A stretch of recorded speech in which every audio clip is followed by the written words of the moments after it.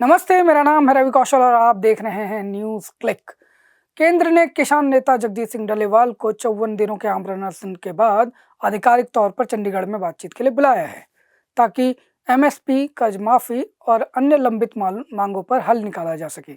इसी बीच संयुक्त किसान मोर्चा ने दिल्ली में 24 और 25 जनवरी को दिल्ली में अपनी बैठक बुलाई है। आखिर किसान साल दर साल अपने बढ़ते कर्ज को लेकर क्यों बेचैन हैं और आखिर क्या किसी मध्यस्थता की उम्मीद की जा सकती है? इस वीडियो को बनाने में हमने काफ़ी मेहनत की है, इसलिए आपसे गुजारिश है कि इसे पूरा देखिए। साल 1947 में जब भारत आज़ाद हुआ तो एक तरफ राजनीतिक स्वतंत्रता की खुशियाँ थी, वहीं एक सवाल बार बार हिंदुस्तानियों को परेशान किए जा रहा था कि क्या कभी हिंदुस्तानी भूख को मात दे पाएंगे। इसकी पृष्ठभूमि में था अकालों का वो दौर जिसने अंग्रेजों की जेबें तो गर्म रखी थी, लेकिन हिंदुस्तानी लगातार अपनी जान गंवा रहे थे। इतिहासकार मधुश्री मुखर्जी अपनी किताब Churchill secret war, the British empire and the ravaging of India during world war two में बताती हैं कि अंग्रेजों के आगमन ने भारत में चली आ रही उस पुरानी व्यवस्था को ध्वस्त कर दिया था, जिसके तहत किसानों को गांव की सामूहिक जमीन से बेदखल नहीं किया जा सकता था। वे सामान्य तौर पर फसल का 5वां हिस्सा टैक्स के रूप में देते थे। गरीब किसान मंदिरों और मस्जिदों को दान में मिली जमीन पर काम करते थे और उन्हें किसी भी तरह का टैक्स नहीं देना पड़ता था।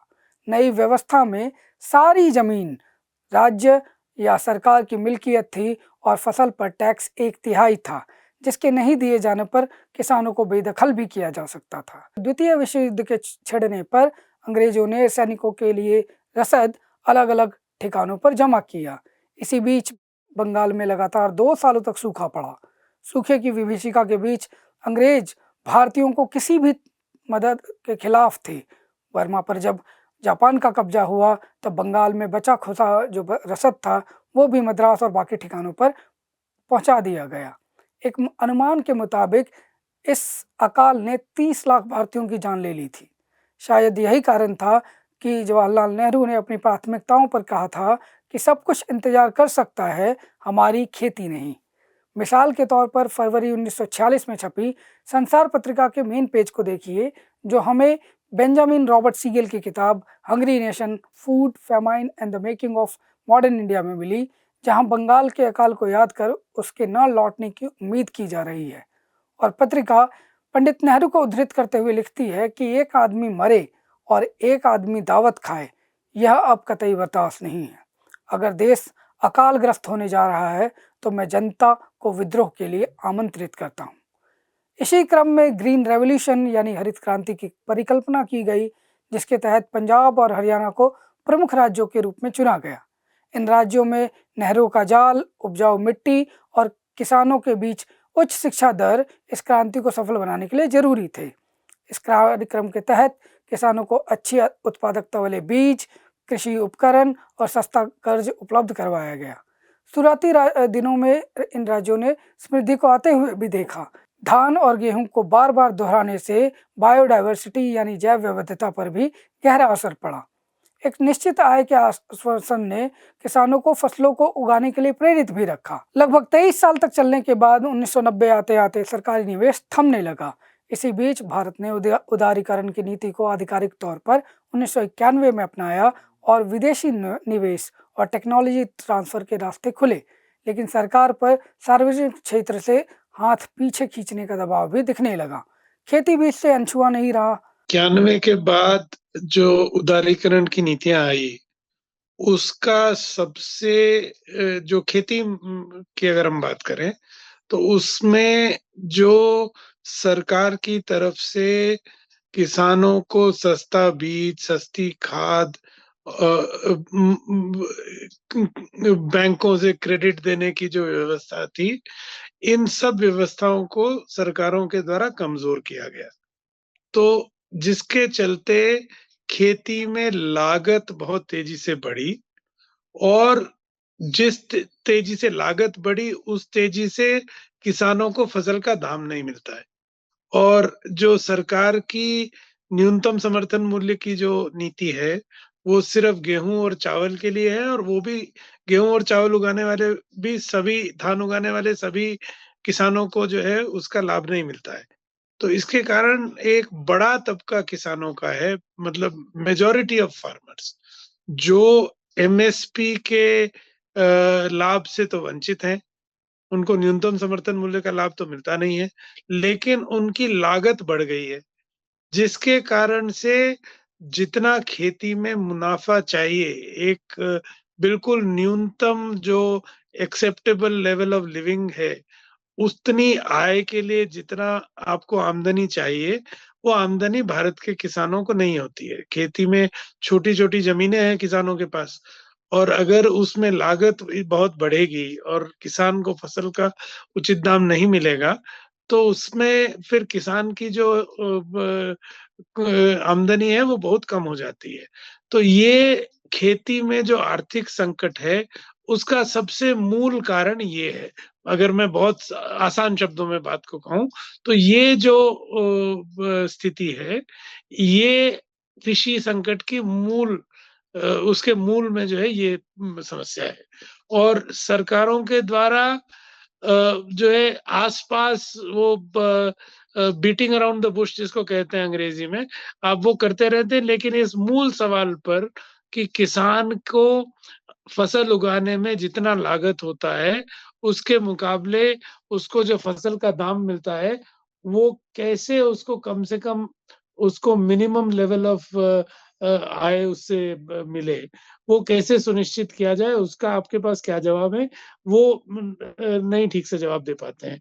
इसी संदर्भ में पिछले कुछ सालों से ये बात किसानों के द्वारा उठाई गई है कि न्यूनतम समर्थन मूल्य को कानूनी दर्जा मिलना चाहिए कि हर किसान को कम से कम उतना दाम मिले।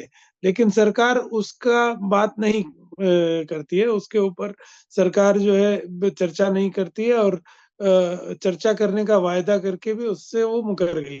तो ये जो समस्या है, ये मूल समस्या है खेती की आज, और जब तक इसका जवाब जो है सरकार के द्वारा नहीं दिया जाएगा, तब तक बाकी बीटिंग अराउंड द बुश से कोई लाभ होने वाला नहीं है।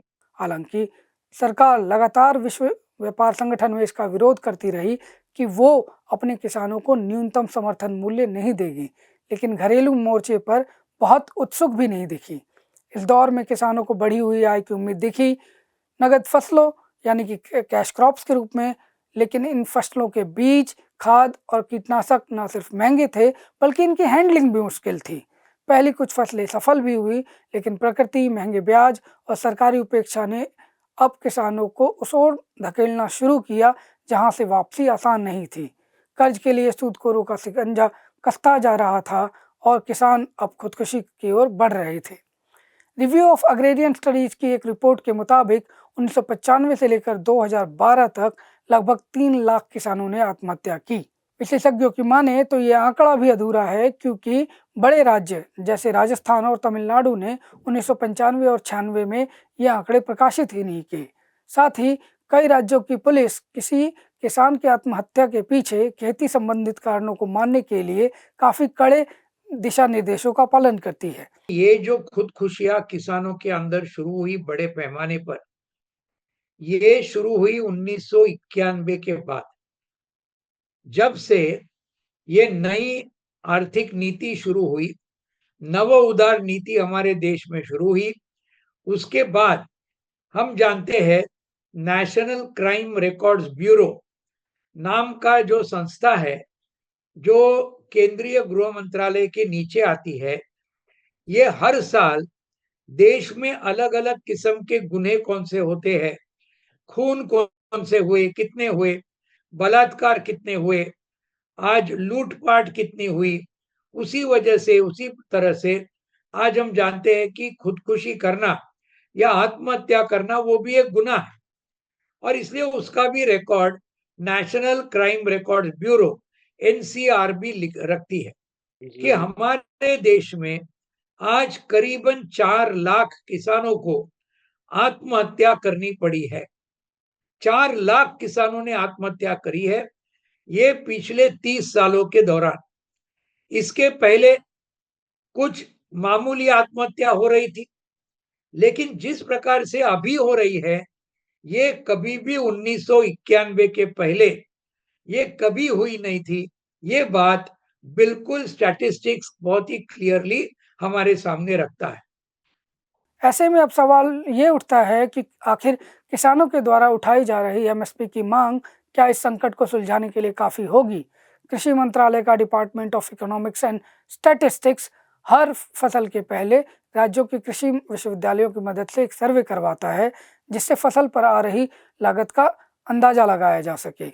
बाद में यह अनुमान commission on agriculture costs and pricing को मुहैया कराया जाता है, जो आधिकारिक तौर पर एमएसपी की घोषणा करता है। किसान संगठन आरोप लगाते हैं कि ये विभाग लागत का अनुमान लगाते वक्त कुछ खर्चों को छोड़ देते हैं, जैसे अपनी जमीन का किराया। इसे कृषि अर्थशास्त्री A2 के रूप में समझाते हैं। इसमें जब पारिवारिक मेहनताना जोड़ देते हैं तो हमें A2 प्लस FL मिलता है, और इस कुल खर्च का 50% अगर हम और जोड़ देते हैं तो हमें एमएसपी मिलती है। वहीं किसान स्वामीनाथन कमीशन द्वारा सुझाए जा रहे फॉर्मूले के मुताबिक C2+50 की मांग कर रहे हैं, जिसमें ज़मीन का किराया, अपने संसाधन जैसे ट्रैक्टर, हार्वेस्टर इत्यादि पर खर्च भी शामिल है। किसानों की एक बड़ी शिकायत यह भी है कि सरकार द्वारा घोषित एमएसपी 2014 से लेकर 2019 तक लगभग स्थिर रही और मात्र 5% की दर से बढ़ी। इसके उलट 2008-9 में धान पर एमएसपी 32%, 2009-10 में 18% और 2012-13 में 16% की दर से बढ़ी। अब इस अंतर को कुछ यूँ समझ सकते हैं आप। मान लीजिए कि एक किसान के पास 4 एकड़ ज़मीन है, उसे प्रति एकड़ 16 क्विंटल धान का उत्पादन मिलता है। ऐसे में 1924 में सरकारी एमएसपी, जो कि A2 प्लस FL में अतिरिक्त 50% को मिलाकर हम जोड़ते हैं, तो हमें मिलता है 2300 रुपये प्रति क्विंटल।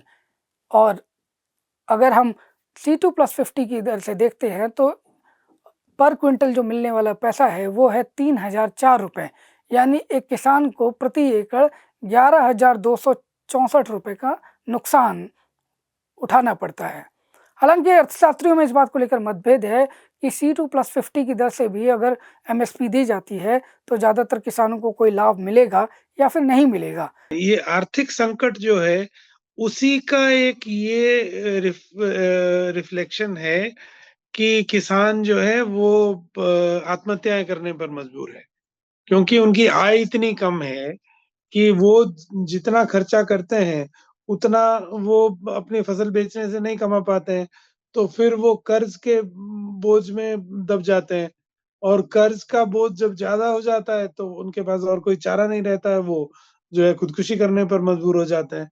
तो ये जो कृषि संकट का एक एक्सट्रीम सिम्टम है कि भारत में इतने बड़े स्तर पर किसानों के द्वारा किसानों को आत्महत्याएं करने पर मजबूर होना पड़ता है, ये उसी कृषि संकट की तरफ इशारा कर रहा है कि ये जो आर्थिक संकट खेती में और किसानों के लिए है, वही उसका मूल कारण है, जिसके कारण से किसानों को आत्महत्याएं करने पर मजबूर होना पड़ता है।